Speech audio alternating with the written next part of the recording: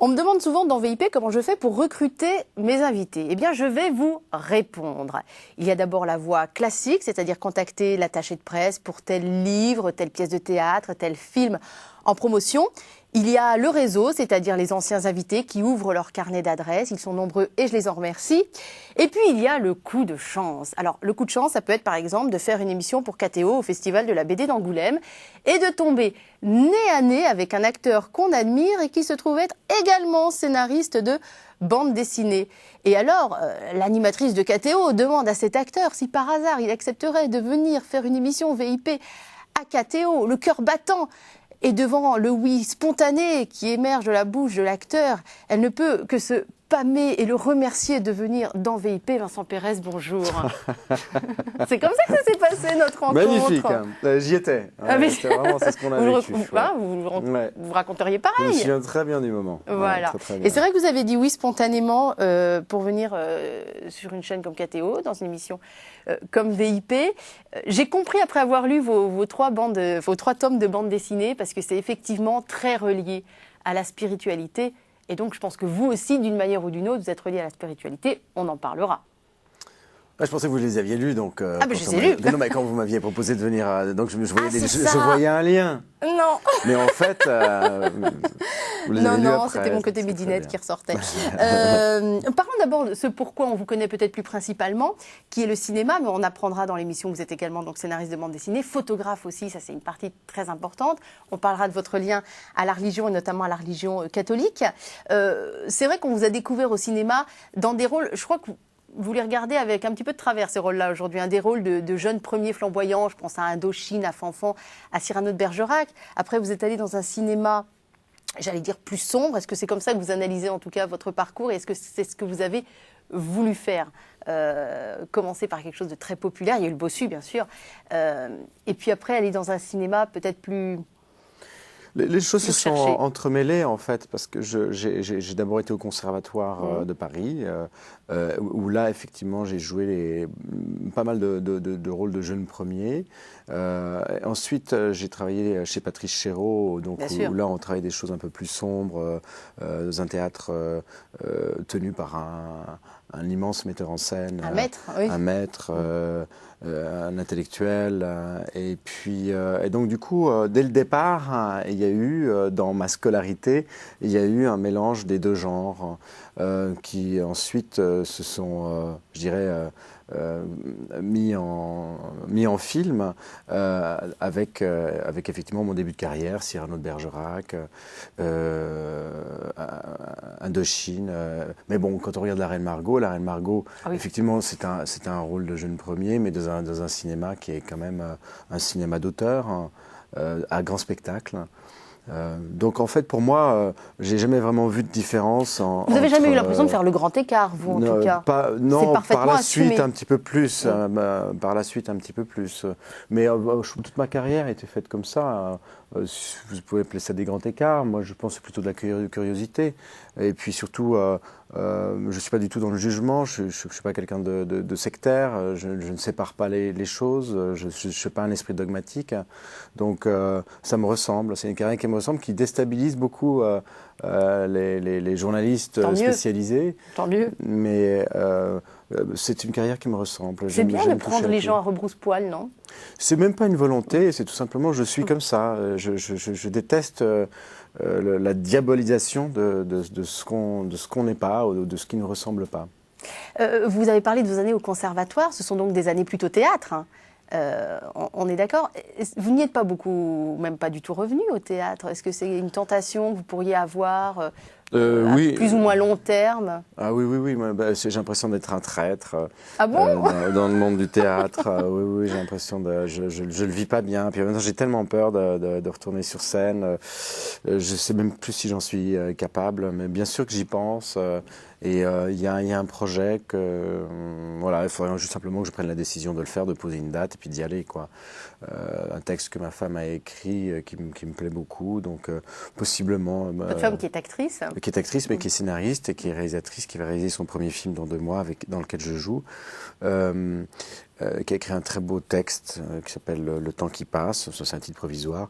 Mais le théâtre est là, est toujours là, mais me fait très peur, mais j'y retournerai. Très envie et très peur. Ouais. Répulsion et attirance, quoi. Ouais, C'est les deux. ouais. Mais vous allez plonger. Je vais plonger, ouais. J'ai un lien comme si c'était presque la matrice de mon métier. En fait, c'est vraiment de là que je suis né. Et donc, du coup, c'est vraiment lié à tout ce que... Enfin, la planche, les planches, c'est physique, et ça me correspond bien. Moi, je suis un acteur physique, je suis moins un intello. Et donc, ça me correspond bien. Donc, il va falloir que... Et puis, c'est une bonne manière aussi de remettre les choses à plat, de remettre les compteurs à zéro, en fait, le théâtre. Ça veut dire quoi, de savoir un peu mieux qui on est, notamment comme acteur ou... Oui, de nettoyer un petit peu toutes ces influences qu'on a pu avoir au cinéma. En fait, à un moment donné, on est comme une locomotive où de plus en plus de wagons sont accrochés et chaque wagon est une nouvelle image. En fait, je suis la somme, en fait, mon image est la somme de toutes les images que j'ai véhiculées dans plein de films différents, dans tous ces films que vous avez cités. Donc, oui. au théâtre, c'est une manière de remettre tout ça à plat et puis de reconstruire presque une image. Une grande toilette, quoi. Une grande douche. Si vous voulez. Souvent... C'est un peu abstrait. Attention, on vous parle avec un acteur, donc nous, vous savez, on est dans des univers un peu abstraits parfois. Souvent, les acteurs de théâtre ou qui font du théâtre associent beaucoup le thème de la transcendance, justement, au fait d'être sur scène, comme si il y a cette façon de vivre plusieurs vies. Finalement, il y a votre vie dans la journée, puis il y a la vie que vous allez vivre au théâtre le soir, pendant plusieurs mois, a priori sur le même rôle, comme si cela vous donnait une sorte de multiples vies à vivre en même temps. Ils associent ça souvent de manière, alors est-ce que c'est bizarre, j'en sais rien, mais à la transcendance. Est-ce que vous aussi, vous voyez un lien direct avec ça ou pas du tout ? C'est ce que je croyais au début de ma carrière, et puis en fait... Qu'est-ce qu'on essaye de chercher? On essaye de chercher des moments de grâce, en fait. On essaye de faire vivre l'instant. Je pense qu'on devient une sorte de miroir du spectateur. L'acteur n'existe pas sans spectateur, donc c'est un jeu qui se fait avec le regard des autres. Mais c'est vrai que c'est très étrange quand on joue un rôle et qu'on est vraiment dans le rôle, enfin vraiment quand le personnage existe. Alors il y a plusieurs manières de faire ce métier. Il y a ce métier-là, on aime bien en France, en particulier au cinéma, on aime bien juste chercher le moment sincère, être dans la sincérité, moins dans la construction du personnage. Moi, j'aime l'idée de la construction d'un personnage et de chercher la sincérité à travers la construction d'un personnage.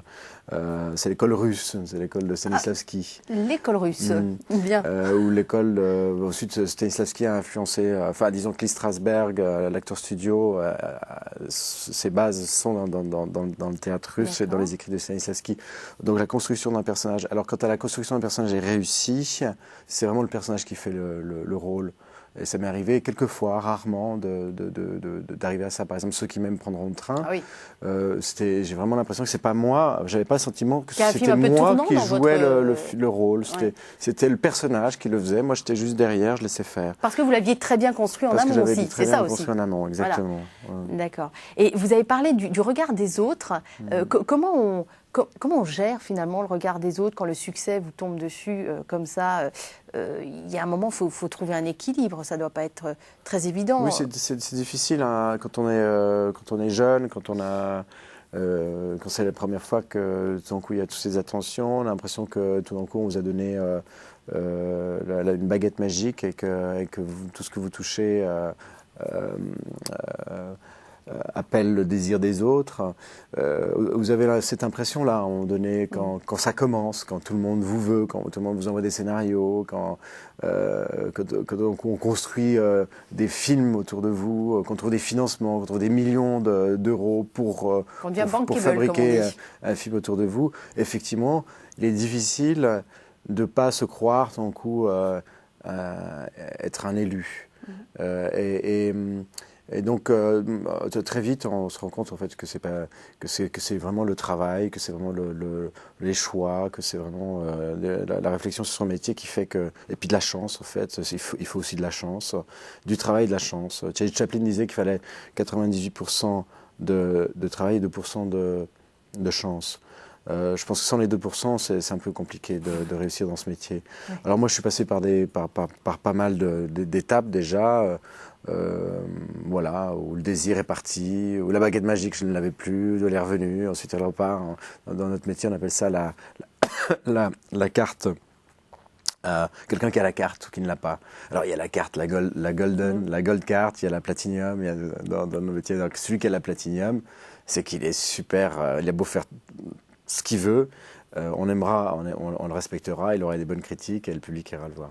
Quel est l'acteur, j'allais dire, dont vous pourriez être jaloux ou non, parce que c'est un sentiment négatif, mais vraiment que vous admirez, qui vous a peut-être enseigné un peu ce métier juste par la manière dont il travaille ou la manière dont il joue? Il y a un acteur français, américain ou que sais-je? Chaque acteur, j'ai beaucoup d'admiration pour Gérard Depardieu en France. Lui, il a sa manière de travailler. Moi, je dirais que l'acteur que j'admire peut-être le plus, c'est Daniel Day-Lewis. Qui est une référence pour beaucoup d'acteurs. Que je connais depuis presque 20 ans d'ailleurs, on a été assez proches à un moment donné. J'aime beaucoup sa manière de travailler, mais maintenant, ça ne réussit pas forcément à tous les coups non plus. Il faut avoir voilà, en fait, j'aime les gens qui s'impliquent, j'aime les gens qui se donnent, qui donnent une partie d'eux-mêmes quand ils jouent. Pour lesquels le mot engagement a une signification, en tout cas. Et qu'est-ce que ce métier d'acteur vous a appris sur vous? Est-ce que vous avez le temps, de temps en temps, de vous retourner un petit peu et de vous dire « Ah, bah tiens, je suis devenu tel homme grâce à ce métier, ou j'ai appris telle chose » ou... Qu'est-ce que je serais devenu si je n'avais pas fait ce métier? C'est plutôt cette question-là que je me pose. Non, j'ai de la chance de faire un métier que j'aime, qui est un métier très dur, assez violent. Pas aussi violent que la politique, je crois. Qu'est-ce qui le rend dur et violent, ce métier? C'est le fait du dépendre du désir des autres uniquement Oui, de ton coup d'avoir la carte ou de plus l'avoir, sans aucune logique derrière ça. Un jour je t'aime, un jour je ne t'aime plus, c'est un peu ça. Un peu de ça, ouais. Amour et désamour. On vous fait payer vos choix quand il n'y a pas une adhésion du public. Alors, on va parler des autres choses qui font aussi votre actualité, puisque vous êtes un personnage extrêmement, moi j'adore, complexe, multiple. On n'en a pas fait le tour en un quart d'heure, donc très bien. Donc nous, on s'est rencontrés autour de l'univers de la bande dessinée. Je vous cache pas que je savais pas du tout que vous étiez scénariste avant qu'on se rencontre au festival d'Angoulême. Et d'un seul coup, je me suis donc pris 3 tomes d'un coup. Donc une bande dessinée qui s'appelle La Forêt, que vous avez faite. Alors vous êtes l'auteur et le dessinateur, c'est Tiburce Auger. Et alors La Forêt, c'est toute une trilogie, mais peut-être que ça appelle un 4e volume. Oui, il est en route. On s'y attend un peu, il est en route, voilà. Autour de l'univers du conte, autour de l'univers du fantastique. Alors j'imagine bien que par la bande dessinée, on ne fait pas du tout passer les mêmes choses, parce qu'on n'a pas parlé aussi de votre métier de réalisateur, mais que quand on est acteur, quand on est réalisateur, ou même quand vous serez sur scène un jour, c'est encore un autre support. Qu'est-ce qu'on fait passer par la BD qu'on ne fait pas passer par l'image ? Un imaginaire peut-être ou... On reste peut-être un peu plus, je sais pas en fait, parce que le cinéma c'est assez proche du cinéma, la bande dessinée finalement. C'est vrai que je dirais que la psychologie des personnages n'est pas aussi complète que pour un film ou pour un roman. Un personnage, c'est une intention, je dirais, dans une bande dessinée. Mais c'est pas, Mais en même temps, c'est un personnage, donc oui, je dirais qu'on va peut-être un peu moins profondément dans la psychologie des personnages dans la BD. Alors, mais ça revient toujours au même, on raconte une histoire. En fait, la BD, telle que moi je la conçois, dans ma BD à moi, je la vois comme un conte. En fait, je raconte un conte. Inspiré. Alors, vous dites, on va moins dans la psychologie des personnages, mais d'un autre côté, vous créez un monde aussi. Hein. Il y a un petit côté des murs, comme ça, je suis Dieu, je crée mon petit monde, je mets une planète avec tel personnage. Donc, il y a plusieurs personnages principaux, mais il y a quand même tout un monde. Donc, finalement, vous allez peut-être un petit peu moins loin dans la psychologie, mais c'est des personnages très arrêtés, avec chacun, comme vous dites, une intention. Là, les 4 personnages principaux, donc il y a une histoire de princesse qu'il faut libérer, et on a 4 personnages principaux, 4 hommes, qui incarnent l'un la jeunesse et la fougue. L'autre, ça va être l'instinct. Il y en a un qui va être un vieux Don Quichotte qui incarne l'expérience. Et puis, il y en a un qui incarne l'innocence, un petit moinillon qui a retenu toute mon attention, évidemment. Le petit moinillon, nous sommes à Catéo. Voilà, qui incarne l'innocence. Et c'est la confrontation de ces personnages-là. Il y a une princesse, évidemment. Forcément jolie et forcément vulnérable. Et puis il y a tout un monde un peu inquiétant, très, très sombre autour de ces personnages-là, un monde très dur, très violent. Est-ce qu'on essaye de refléter la réalité un peu fantasmée, bien sûr, mais voilà, il y a un mélange entre la réalité, votre univers intérieur, et là ça devient inquiétant. Oui, en fait, plus j'avance dans cette BD, effectivement, le 3e tome, je dirais, c'est peut-être le plus personnel. Hein. C'est celui dans lequel je mets le plus de moi-même, des réflexions qui peuvent me traverser l'esprit, des questions qui reviennent régulièrement. Il y a beaucoup de questions du bien et du mal, notamment. Hein. Oui, le bien et du mal. Aussi, surtout, le sens de la vie, en fait, qui revient souvent. Pourquoi ces choses-là existent? Qu'est-ce que c'est que cette chose extraordinaire que la vie sur la planète? Qu'est-ce que c'est que ce hasard miraculeux que la vie sur Terre, en fait, tout simplement? Et qu'est-ce qui nous entoure? Quel est ce grand point d'interrogation sur l'univers, hein, sur l'infini? Qu'est-ce que c'est que l'infini? Jusqu'où ça va ou jusqu'où ça s'arrête? Sur notre... sur le peu de réponses qu'on a face à toutes ces questions. Alors c'est vrai que passer par le mythe de la forêt de Brocéliande, qui est quand même le point de départ, non mais c'est une bonne idée. On parle de la forêt pour... En fait, ce sont des arbres qui s'élèvent, vers le ciel. La forêt, moi j'ai lu dans un article d'ailleurs que c'était très inspiré des forêts de votre enfance, c'est ça? Vous êtes un homme des forêts? Oui.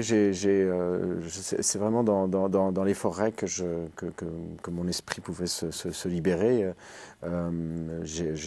J'ai aussi eu un grand choc la première fois que je suis allé en Bretagne, parce que je sentais que je sens les choses. Voilà. Et en Bretagne, j'ai vraiment senti une force comme ça qui venait de la terre, qui venait de la mer, du rapport de la terre et de la mer. Et c'est quelque chose qui m'a toujours fasciné, qui m'a toujours poursuivi et que j'ai retrouvé dans les contes, justement dans les contes bretons que j'ai commencé à lire. D'où le mythe de la forêt de Brocéliande revisité par vous. Complètement revisité. C'est vrai que les Chevaliers de la Table Ronde ou l'Enchanteur de Barjavel ont eu vraiment un impact très fort sur en fait, on dit que les Chevaliers de la Table Ronde est un des livres qui a le plus influencé la construction de l'Europe, en fait, dans les mentalités. D'accord. Oui, on apprend des choses. Il fait partie des ouvrages qui ont vraiment influencé une culture. On le situe même au niveau de la Bible. En fait, on dit vraiment il faudrait peut-être pas exagérer quand même. Les Chevaliers de la Table Ronde, non, bien sûr que c'est exagéré, mais que ça a vraiment été une influence. En tout cas, fondateur. Fondatrice sur les rapports, en fait, entre les parents, les rapports parentaux, parents-enfants, en fait, parce que ça ne parle que de ça, finalement. Alors moi, ce que j'aime bien dans vos 3 tomes de La Forêt, donc de cette trilogie de bande dessinée, avec bientôt un 4e tome, on l'a bien compris, c'est clair de ne pas y toucher, la bande dessinée. On arrive à faire passer des messages. Alors après, il y a une histoire sympathique, on suit, il y a le suspense, il y a des guerres, la princesse va-t-elle être délivrée, etc. Mais l'air de ne pas y toucher, vos personnages amènent aussi des petites phrases comme ça. Et moi, j'en ai relevé plein. C'est truffé, en fait, de phrases qui, j'imagine, ont un rôle dans votre vie, notamment des proverbes asiatiques, des proverbes chinois. Après, il y a peut-être des proverbes arabes aussi. J'en ai relevé quelques-unes. que je voudrais vous soumettre particulièrement. Il y en a une qui est vraiment très jolie, qui dit « L'esprit a beau faire plus de chemin que le cœur, il ne va jamais aussi loin ». Celle-là m'a particulièrement, je ne sais pas, émue, troublée, tout simplement parce qu'elle est vraie. Parce que c'est vrai. Peut-être aussi. Parce que c'est une vérité. Comme les cimetières sont pleins de gens qui se croyaient indispensables. Oui, voilà, c'est ce qu'on dit aussi. Alors, il y a un personnage, c'est souvent Merlin, enfin le personnage Merlin qui les donne. C'est dormir toute sa vie que de croire à ses rêves. On ne peut pas dire ça à un acteur, quand même. Ben, peut-être. C'est peut-être ça Non, je trouve ça très juste. Ouais. C'est des phrases qui vous habitent et que vous vouliez placer d'une manière ou d'une autre par un personnage qui d'un seul coup va asséner sa petite vérité qui fait que tout le monde s'arrête 2 secondes. Même nous surtout, on se dit attendez, je vais la relire celle-là. Ouais. je vais la relire. C'était le principe. Oui, c'était ça le principe, c'était justement d'aller les phrases un peu miroirs, donc on a envie de s'arrêter dessus, se dire ah c'est intéressant, aller vers quelque chose un peu plus profond et puis en même temps de ludique. C'est une manière de placer quelques vérités comme ça dans ces histoires. L'âme n'a point de secret que la conduite ne révèle. Celle-là, elle est dure aussi, parce qu'on est en train de revisiter tous nos actes. C'est pas mal, ça, pour une petite confession. Oui. On peut partir de ça, ça peut être un bon... Ça peut être pas mal. Quand vous allez à la confession. Oui. Toutes les semaines. Oui, toutes les semaines, bien sûr. Bien maintenant, sûr. en fait, j'y suis. Et alors, vous nous disiez que vous vous interrogez sur le sens de la vie. Et je voudrais vous poser une question que l'un de vos personnages se pose. Qu'est-ce que la vie attend de nous ? Elle n'est pas facile, celle-là.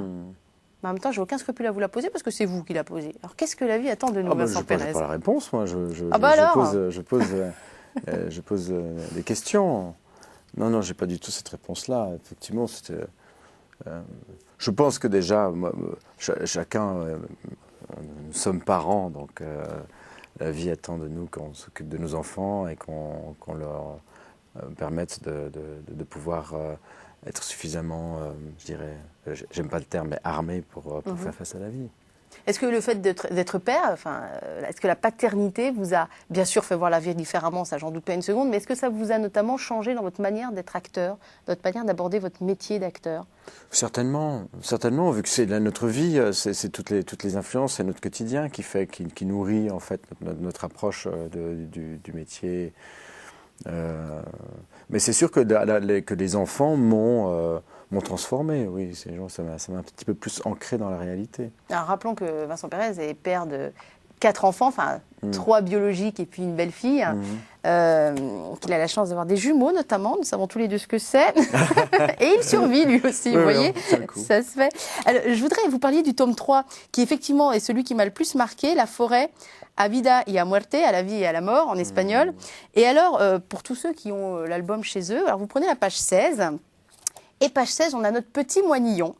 Vous allez voir ça en image. On a notre petit moinillon qui est, ma foi, bien désespéré. Il est tout seul. Il est abandonné sur le parvis d'une cathédrale.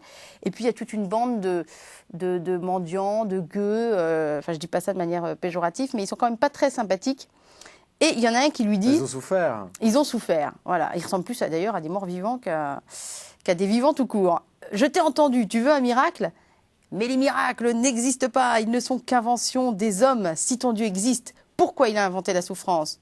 Tu ne veux pas lui demander de me rendre mes bras ? Et là, tout le monde rigole. Et puis là, il y a un cul de jatte qui dit « Et moi, je veux mes jambes, et moi, mon œil ». Et puis voilà. Et le pauvre moine, il n'a rien à répondre. Mais ça, c'est des questions finalement que tout le monde se pose. Tout le monde se les pose, ces questions-là. Si Dieu existe, pourquoi il a inventé la souffrance ? C'est une de vos questions aussi ? Oui, bien sûr. Bien sûr. Et c'est une question, parce que vous êtes catholique quand même de formation. De formation. C'est pas très joli ça.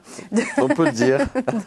Comment dire ? De tradition familiale, d'éducation. D'éducation scolaire, je dirais plutôt. Ah oui, c'est scolaire. Familiale. C'est pas vraiment... D'accord. J'étais dans des écoles religieuses, catholiques, mais ça... Oui. Donc du coup, c'était quand même jusqu'à l'âge de 15 ans, j'étais dans un environnement très religieux. Ouais. Alors quand vous dites scolaire, ça veut dire qu'il n'y a pas une transmission de la foi. Il y a une transmission des valeurs, de tout ce qui entoure la foi catholique, mais on ne peut pas dire qu'il y a une transmission de la foi. Et des rencontres magnifiques avec certains de mes profs qui ont vraiment ils m'ont aiguillé dans la vie. C'est-à-dire qu'ils ont été très à l'écoute et ont eu une véritable... Ils m'ont ouvert des portes, des fenêtres. C'est-à-dire, est-ce que vous avez des souvenirs de phrases qui ont pu être importantes, qui vous ont peut-être orienté dans la bonne direction? C'était par rapport à quoi? Des grands choix de vie? Des choix de vie, oui, ouais. sur des choix sur mes vocations. Ils m'ont aidé à suivre ma vocation, à trouver ma vocation d'artiste. Comment c'était dans la famille Pérez en Suisse, puisque vous êtes suisse, comment c'était la vie du petit Vincent? Oh, une vie tout à fait normale, rien de particulier. À part que mes parents étaient migrés, donc ma mère d'Allemagne avec tout ce que ça comporte, et mon père d'Espagne avec tout ce que ça comporte. C'est-à-dire que d'un côté, on sortait de la Deuxième Guerre mondiale, du nazisme, et de l'autre côté, du franquisme. Donc mes parents sont, je dirais, la première génération de cette époque-là, donc ce n'est pas anodin. Et puis ils sont émigrés, donc ils ont quitté leur culture. Il y a une vraie décision de mettre leur culture différente derrière, de recommencer à zéro. Donc j'avais des parents qui ont décidé de partir de zéro, de tout coup embrasser un nouveau pays, une nouvelle culture, et de repartir à zéro. Vous savez pourquoi la Suisse? Donc c'est un peu particulier. Peut-être parce que c'est un terrain neutre, je ne sais pas, mais parce qu'il y avait beaucoup d'étrangers qui allaient en Suisse pour trouver du travail. Donc ça venait de là. Mais donc moi, les 15 premières années de ma vie, je les ai vécues vraiment comme un émigré. C'est-à-dire qu'au foot, je jouais avec les Italiens et les Espagnols contre les Suisses. Et c'était très bien. Mais qu'est-ce qui vous reste de votre culture germanique d'une part, hispanique d'autre part? Est-ce qu'on a vraiment tourné le dos dans la famille à ces deux cultures-là, ou est-ce quand même vous avez été un peu nourri de littérature, de cuisine, de tout ce qui fait finalement... Oui, on allait en Espagne chaque année. L'Allemagne, ma grand-mère allemande venait régulièrement à la maison. Et à la maison, mes parents parlaient allemand ensemble. Moi, j'ai grandi dans la partie française de la Suisse, dans le canton de Vaud. Mais sinon, pas plus que ça. C'est vraiment par la suite que je me suis intéressé à l'Espagne, je me suis ouvert à l'Espagne, que j'ai commencé aussi à me plonger dans la littérature allemande. Et Don Quichotte et toutes ces choses-là sont venues par la suite, parce qu'en fait, on part à la recherche d'où on vient, surtout quand il y a une rupture comme celle-là, une coupure avec le passé. Et j'y vais de plus en plus. Approchant la cinquantaine, beaucoup d'hommes se retournent vers la foi.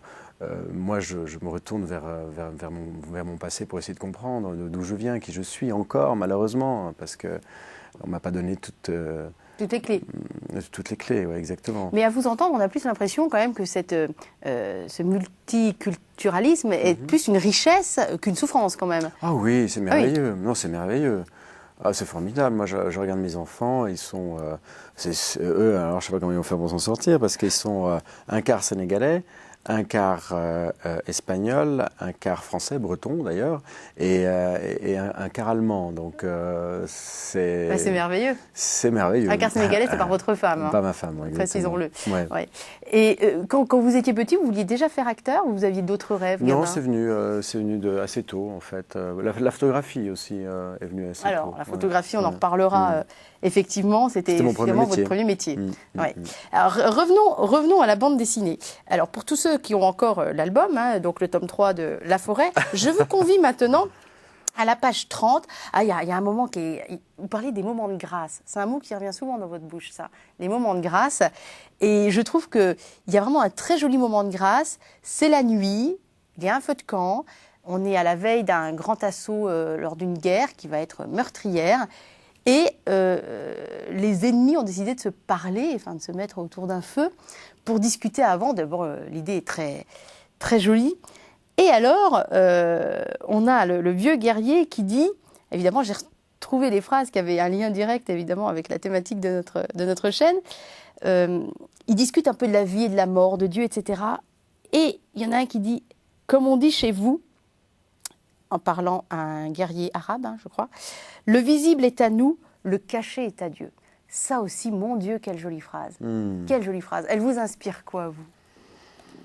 Le visible est à nous. C'est ce que je disais tout à l'heure en parlant de l'inconnu et de ces questions dont on n'aura jamais la réponse. Hein. Effectivement, on parlait de grâce, donc il y a des gens qui peuvent atteindre la grâce. Hein. Effectivement, je pense que j'espère que le miracle existe. Je pense qu'il y a des êtres miraculeux. Je pense que Jean-Paul II l'était. J'ai beaucoup d'admiration pour tout ce qui dégage, tout ce qui dégageait et tout ce qui dégage encore. Il y a des gens qui portent en eux cette grâce. Sœur Emmanuel, des gens comme ça. Quand je les vois, je suis happé par toute la force on est tous. On l'est tous, Sœur Emmanuel. Vous l'aviez rencontré, Sœur Emmanuel? Non, j'aurais adoré, mais c'est vrai que ça a été un choc, cette disparition. L'artiste va vers la grâce d'une autre manière. Quand je regarde Sylvie Guilhem ou Nureyev sur scène danser, tout d'un coup, on nous permet d'être témoin de la grâce, d'une autre forme de grâce, mais qui effectivement va toujours vers cette question, qu'est-ce que c'est que la vie sur Terre? Quand j'ai vu un spectacle avec Sylvie Guilhem, donc, qui est une immense danseuse, que j'ai vue à Versailles, et qui dansait, elle dansait le boléro, et puis à un moment donné, elle faisait un solo sur scène, et on était à l'extérieur, et tout d'un coup, sa grâce nous mettait directement en lien avec l'univers, vu qu'on était à l'extérieur. Et je peux vous garantir que c'était un moment de grâce, parce que tout d'un coup, elle exprimait l'homme, l'être humain, sur Terre, face au grand point d'interrogation, face à la vie, à la beauté de la vie, incarnée par un danseur, et le danseur cherche à s'élever. Donc, oui, la grâce est... Et je ne me souviens plus de la question que vous me posiez. C'est pas grave, mais continuez, c'est très joli ce que vous dites. Effectivement, c'est ça qui aspire l'artiste. Je ne pense pas être un artiste, mais j'aspire vers ça. J'essaye d'aller vers ça, vers des moments de grâce. C'est rare un acteur qui dit qu'il n'est pas un artiste. Non, je pense être un artisan. Enfin, je dirais, il y en a très peu des artistes, des grands artistes dans ce métier. Vous avez connu quoi comme grand moment de grâce que vous pourriez partager avec nous, parce qu'ils ne sont pas tous... Des fois, c'est un peu ineffable, hein, on n'arrive pas à les dire, mais est-ce qu'il y en a un que vous voudriez partager avec nous? Un grand moment de grâce, soit personnel, soit dans le métier. Celui-là, de voir Sylvie Guilhem danser, c'est un moment de grâce incroyable. Mais que vous avez vécu, vous, en direct, donc vous avez pu être l'acteur de cette grâce, je veux dire. On en a conscience, d'ailleurs, quand on crée un moment de grâce, je pense que oui, quand même. Oui,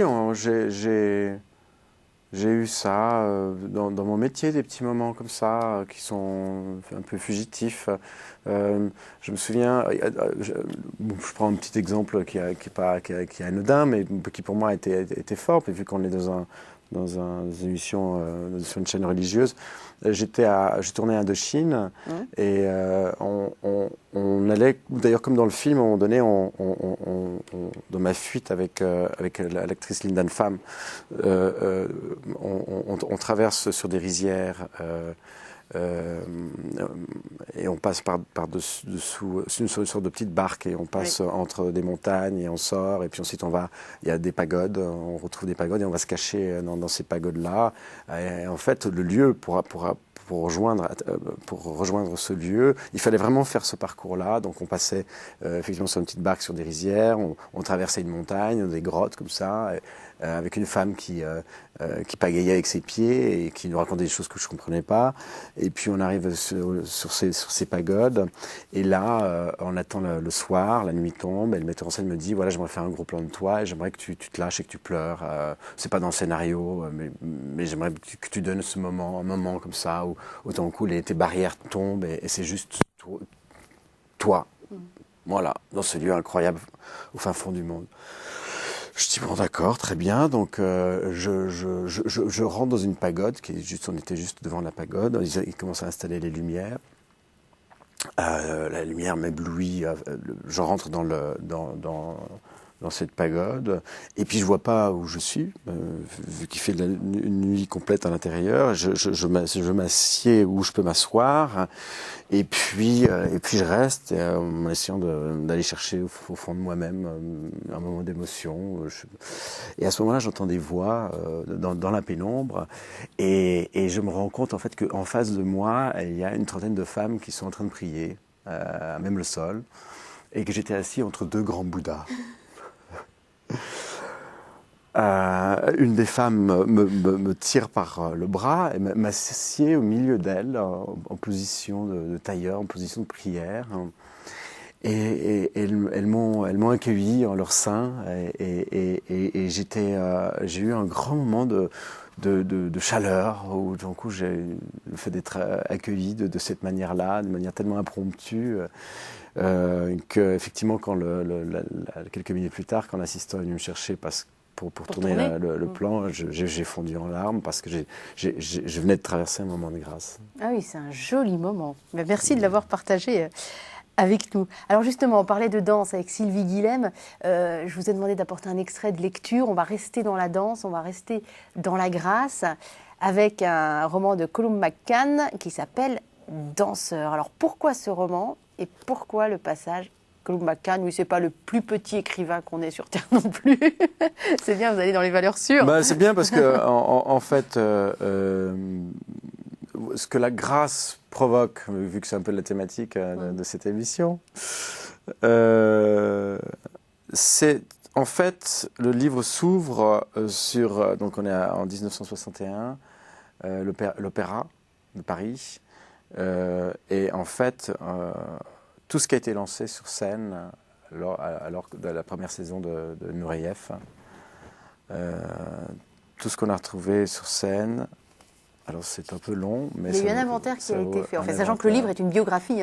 Voilà. Donc 10 billets de 100 francs roulés sous un élastique, un paquet de thé russe, un manifeste du Front de libération nationale algérien protestant contre le couvre-feu imposé aux musulmans après une série d'attentats à la voiture piégée à Paris. Des jonquilles volées au jardin du Louvre qui valurent aux jardiniers soucieux qu'on ne continua pas à piller leur parterre de travailler le soir jusqu'à 7 heures au lieu de 5. Des lys blancs lestés pour atterrir exactement sur scène avec des centimes collés à leurs tiges. Tant d'autres fleurs qu'un machiniste Henri Long, balayant les pétales après une représentation, eut l'idée de les faire sécher et de les vendre les soirs suivants aux admirateurs amassés à l'entrée des artistes. Un manteau de vison qui fendit l'air le 12e soir en survolant les spectateurs des premiers rangs qui pensaient un instant qu'un animal vivant planait au-dessus de leur tête. 18 culottes de femmes, phénomène jusque-là inconnu dans cette salle, la plupart discrètement serrées par un ruban, mais 2 au moins avaient été retirées précipitamment, et il en ramassa une, le dernier rideau baissé, pour la renifler avec panache sous l'œil ravi des machinistes. Un portrait du cosmonaute Yuri Gagarin, avec cette légende au bas, écrite à la main, plus haut, Rudy, plus haut. Rudy, donc étant Nureyev. Bien sûr, oui. Une série de bombes en papier garnies de poivre. Une pièce de monnaie de valeur datant d'avant la Révolution, emballée par un émigré dans un mot expliquant que si Rudy gardait la tête froide, il deviendrait aussi bon que Nijinsky, sinon meilleur. Des dizaines de photos érotiques avec le nom et le numéro de téléphone de chaque femme griffonnés au dos. Des billets affirmant « Vous êtes un traître de la Révolution ». Du verre brisé jeté par des militants communistes, interrompant le spectacle une vingtaine de minutes, le temps de balayer la scène et suscitant une telle fureur que la branche parisienne du parti dut se réunir d'urgence vu la mauvaise publicité qu'on venait de lui faire. Des menaces de mort, des clés de chambre d'hôtel, des lettres d'amour et le 15e soir, une unique rose à longue tige, plaquée or. Il y a à boire et à manger quand même. Il y a des choses très sympathiques, des choses rigolotes, et puis il y a des choses pas drôles du tout dans ce qu'on lui a jeté à Rudolf Nureyev sur scène. Ouais. Les tessons de verre, là, c'est costaud quand même. Les bombes de poivre aussi. Ouais. Ça vous inspire quoi tout ça, cette liste à l'après-vert? C'est oui. Non plus que le raton laveur. Hein. Ah non, il y a eu un vison. On n'y était pas loin, oui. On était pas loin. Ça m'inspire que quand on a en soi du génie, un talent comme celui de... Parce que c'était tout petit, il avait ça en lui, tout allait contre lui pour qu'il ne devienne pas danseur. Son père ne voulait pas qu'il danse. Dans son environnement, il y avait peu de personnes. Puis finalement, il a fait son chemin, il a dansé. Et puis il est devenu un des plus grands danseurs de tous les temps. Quand on a cette force-là, ça dérange, ça provoque, ça crée des passions. Et ça demande jusqu'à la fin de sa vie, il a dansé, même atteint du sida, il tenait à peine debout, il allait danser sur scène. Voilà, pour moi, je pense que c'est ce que j'admire le plus. Ce sont des gens qui ont cette force en eux, comme ça, cette force La danse est tellement merveilleuse par rapport à ça, parce que ça exprime tellement l'homme, l'humanité.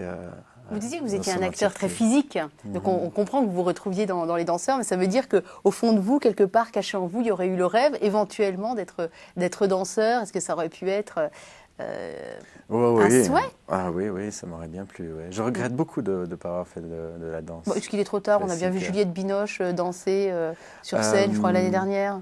Il n'y a pas moyen de s'y mettre d'une manière ou d'une autre? Vous voulez revenir sur scène? Il y a peut-être deux manières de revenir sur scène. Je voudrais revenir à cette phrase qu'on trouve dans votre bande dessinée, « Le visible est à nous, le caché est à Dieu ». Je trouve que c'est une phrase qui s'applique assez bien à l'art de la photographie aussi. Le visible est à nous, le caché est à Dieu, parce que la photographie, photographe, c'est votre premier métier, hein, et vous continuez de le pratiquer.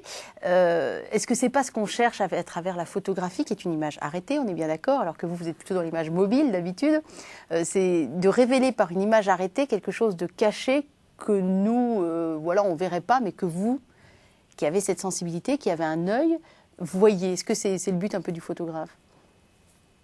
Oui, il y a de ça. Ça dépend quel genre de photo on fait, mais c'est vrai que je pense que l'image, le temps arrêté, en fait, l'instant arrêté devient infini, vu que on a extrait d'un moment de vie une image figée et qui finalement traversera le temps. Ne serait-ce que cette idée-là fait qu'on on perçoit les choses d'une manière différente. C'est ça qui est de miraculeux dans la photographie, effectivement. La caméra prend quelque chose qu'on ne donne pas forcément et on prend souvent malgré soi. Donc c'est presque toujours un merveilleux hasard, une bonne photo. Moi, j'ai jamais su si la photographie était finalement un instant de vérité ou un instant de pur mensonge. Parce que finalement, on va voir passer des photographies que vous avez faites, notamment d'Arthur, l'animateur, qui doit être, j'imagine, un ami à vous, de Carla Bruni, de différents gens connus, puis d'autres qu'on connaît peut-être moins. Je me dis, est-ce que on a capté quelqu'un, alors sauf quand il y a mise en scène, comme là notamment, mais est-ce qu'on a capté quelqu'un et finalement cette image arrêtée nous dit quelque chose de faux de la personne, parce qu'on l'a capté au milieu d'un mouvement, etc. Ou est-ce qu'au contraire, ça nous dit crûment la vérité de cette personne-là? J'arrive pas à savoir. Moi, pourquoi j'ai donné des photos d'Arthur? Parce que, en fait, c'était mon premier shoot professionnel. Et l'idée, c'était d'aller chercher l'homme, d'aller voir quelque chose derrière, de baisser, de faire tomber les masques, et puis d'aller chercher tout simplement l'homme. C'est ce que j'essaye de faire dans cette émission, c'est pas toujours facile. Et pas l'animateur, et pas ce qu'on représente, pas l'image qu'on représente. Alors comment vous faites? Prenons cet homme-là, Arthur. On a une certaine image de lui, d'amuseur public, on va dire, animateur de télé, il fait du one-man show. Il vient vers moi pour faire des photos, il me demande de faire des photos. Oui. Déjà, il s'ouvre à moi, il est prêt à jouer le jeu, il a joué le jeu à fond. Donc vous parlez? Et donc du coup, tout simplement, on crée une relation, et dans cette relation-là, il accepte de se faire prendre en photo. On joue aussi, on se met en situation. On crée des situations. Par exemple, il y a une photo qui est assez marrante où il a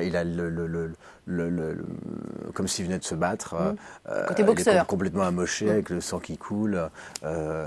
Voilà, qui ressemble un peu beaucoup à finalement quand un animateur veut devenir comédien, c'est toujours très difficile parce qu'effectivement, quand on change de case, ça devient toujours très complexe. Parce que les gens n'aiment pas trop ça et parce que du coup il faut vraiment se battre d'autant plus pour se faire accepter dans l'autre case. Donc c'est un moment de vérité là que vous avez essayé de nous Donc on livrer. essaie de trouver des moments de vérité, de jouer d'une manière ludique aussi. Ouais. Et alors ça c'est une partie de votre travail photographique. Vous avez envie d'aller vers quoi, ou vous allez vers quoi d'autre sinon en photographie? Vous qui êtes très forêt, très paysage, après ce que j'ai compris. J'ai toute une série de photos aussi qui sont plus personnelles, qui sont des moments volés de la vie, du quotidien, dans des pays différents. J'ai fait beaucoup de Mais qui photos vont en donner Afrique. lieu à des albums en Afrique? Mhm. D'accord. Oui, parce que je vais souvent au Sénégal. Ah bah oui. Et puis bon, je voyage pas mal aussi. Et ça veut donner quoi, lieu à des expositions, des albums? Enfin, vous avez envie d'en faire un matériau aussi Pour le moment, à je livrer au fais public juste, ou pas? pas forcément pour le moment, Non. on verra. J'étais au salon de la photo, j'ai montré quelques-unes de mes images, on a fait un débat autour de ça. Je suis vraiment, pour le moment, j'explore cette dimension avec curiosité, parce que c'est quelque chose de nouveau et que j'ai besoin de ça, j'ai besoin d'aller vers de nouvelles terres pour essayer de me surprendre. Oui, c'est ça, c'est qu'on sent qu'il y a à chaque fois une nouvelle... Mais la réalisation, c'est pareil. Mon prochain film sera certainement un de mes films les plus personnels. Et on a le droit de savoir de quoi ça parle? Oui. Ah, chouette. Donc c'est un film que je vais tourner l'année prochaine. Je vais le tourner en allemand. C'est tiré d'un livre qui s'appelle Seul dans Berlin de Hans Fallada. Primo Levi disait que c'était le plus beau livre sur la résistance allemande et sur le quotidien des Allemands sous le Troisième Reich. Donc c'est une histoire qui se passe entre 40 et 45 à Berlin. Et c'est l'histoire d'un bâtiment qui est un microcosme de ce que c'était que les Allemands à cette époque-là. Et puis l'histoire de résistance d'un couple d'une cinquantaine, 60 ans, qui décide de lutter contre le régime nazi en déposant des cartes postales, des tracts sous forme de cartes postales dans des cages d'escalier dans les bâtiments de Berlin. Ils ont fait ça pendant 3 ans et demi. Et donc ce sont des histoires vraies. Cette résistance qui a disparu dans les ruines de Berlin et que j'ai envie de raconter. Et puis de faire connaître, parce que ce n'est pas les actes de résistance dont on parle le plus, hein, du côté allemand. D'accord. Il a terminé comment, ce couple? Il faudra aller voir le film. Ou lire le livre. Ou lire le livre. D'accord. Et ça, c'est pour l'année prochaine. Donc ça veut dire qu'on aura droit au film l'année d'après, donc c'est ça? Ouais. Grosso modo. Ah ben, on suivra. Et ça s'appellera aussi Seul dans Berlin? Ouais. Voilà, il faut qu'on se renseigne. On se tient au courant. On approche de la fin de l'émission, Vincent Pérez. Il nous reste 5 grosses minutes. Et je voudrais consacrer, comme je le fais traditionnellement, ces 5 dernières minutes à une série de questions. Excusez-moi. Une série de questions façon un petit peu questionnaire de Proust. Sauf que j'espère que vous avez remarqué en 50 minutes que je ne suis pas Proust. Une histoire de moustache, je crois. Et voilà, je voudrais vous soumettre des questions, mais c'est très libre. S'il y a des questions auxquelles vous n'avez pas envie de répondre, vous dites, oh, je sais pas, j'ai pas envie de répondre, joker, on passe. Voilà. Allez, une question dure une question dure pour commencer. Si vous pouviez, vous qui êtes tellement multiples déjà, si vous pouviez être plus que vous, qui ou que seriez-vous? Vincent Pérez, puissance 10. Plus que moi? Ouais. Si vous pouvez vous démultiplier encore, vous feriez quoi? Vous seriez qui? Je sais pas. Je vous ai prévenu, elle est dure, hein, celle-là. Je sais pas quoi vous répondre. Danseur, si moi j'ai compris. Danseur, peut-être danseur. Noayev, ouais, par exemple. Noayev. Sylvie Guilhem. Sylvie Guilhem. D'accord. Quelle est votre vue préférée, votre paysage préféré? Qu'est-ce qui correspond le plus à votre âme? Le paysage qui vous parle le plus? Le paysage qui me parle le plus les paysages de campagne, la terre, un champ labouré. Quelque chose de très simple, qui vous ramène finalement au paysage d'enfance. Oui. Parce que le canton de Vaud, c'est ça, quoi, avec quelques vaches. Quelques petites montagnes. Quelques vaches, bien sûr. Une forêt, pas trop loin. Tant qu'à faire. Qu'est-ce qui vous est apparu dans votre vie comme une véritable révélation et que vous avez eu envie de transmettre à vos enfants ou que vous allez avoir envie de transmettre à vos enfants? Enfin, quelque chose que vous avez franchement compris de la vie, voilà, qui vous semble important à transmettre. Mais qu'il fallait avoir confiance en soi, qu'il fallait déranger un peu, qu'il fallait prendre sa place, qu'il ne fallait pas rentrer dans les conventions de ce que les autres attendent de vous. Il faut être libre, en fait. Voilà, en fait, la liberté, la vraie liberté, c'est celle qu'on a en soi, en fait. C'est ça que j'essaie de transmettre à mes enfants. C'est un combat, ça aussi. Hein. Quels sont les démons que les années n'ont pas assagis? Les démons... je viens de répondre à cette question-là. En fait. Le besoin de liberté, mais c'est un joli démon, ça. Le besoin de liberté, oui. C'est un joli démon. Est-ce que vous avez une devise dans la vie ou des mots comme ça qui vous accompagnent? Alors peut-être que ça change régulièrement, je ne sais pas, mais une phrase qui vous plaît, que vous répétez à l'envi? Pas spécialement. Pas spécialement. Ne lâche pas. Ne lâche pas. Ah, vous êtes beaucoup dans le combat. Enfin, je ne veux pas faire de la psychologie de comptoir, mais c'est vraiment parler de combat. Ouais, c'est une période de combat. Je suis dans une période de combat. Ouais. Ouais, il y a quelque chose de l'ordre. Arthur en boxeur. C'est vraiment quelque chose du combat et de la résistance. C'est vrai. Et pourquoi spécifiquement là? C'est l'approche de la cinquantaine, j'imagine. Ah, ben je sais pas. Non, je sais pas si c'est ça. Non, parce que voilà, on traverse une période difficile pour tout le monde et que voilà, il faut se battre dans le cinéma comme dans d'autres métiers. Et peut-être aussi parce que vous êtes en train de monter un film et que forcément c'est des moments. Il y a beaucoup de combats actuellement. C'est vrai qu'actuellement il y a beaucoup de choses qui se passent. Pas forcément les plus faciles. Qu'est-ce que réussir sa vie pour vous? La question d'après, c'est est-ce que vous pensez réussir votre vie? Je vous préviens tout de suite. Justement, c'est de trouver cette liberté dans ce qu'on fait. À partir du moment où on a ça, tout est possible, tout est permis. Et vous pensez réussir votre vie, non? J'espère. Ouais. Vous avez encore un rêve inachevé? Oui. Oui, j'en ai, bien sûr. Et lesquels vous voudriez voir se faire avant votre disparition dans 60, 70 ans? Déjà que mes enfants trouvent leur voie, trouvent leur bonheur. Donc ça, c'est une de mes priorités. Que je puisse accomplir certaines choses qui retireraient un peu de fierté sur mon passage sur Terre. Enfin, j'aimerais bien pouvoir laisser des choses qui peut-être pourront nourrir, je sais pas, l'espoir de certaines personnes, ou j'en sais rien. C'est très prétentieux de dire ça, mais par exemple mon prochain film, je pense que c'est quelque chose qui est important, que je dois raconter, qui me dépasse en fait. C'est plus fort que moi. C'est une histoire que je dois raconter. Je pense que chacun de nous peut avoir le potentiel de devenir des héros. Donc, aux yeux de ses enfants. Voilà. Ah bah ça, c'est une jolie phrase pour terminer l'émission. Donc, nous avons un programme qui est tout fixé. Nous devons tout devenir fixé, voilà. Donc on est dans le combat. Non, mais en même temps, c'est simple. Hein. Lutter sans cesse. Je vous remercie beaucoup d'être venu dans cette émission, d'avoir dit oui à un certain jour de janvier à Angoulême.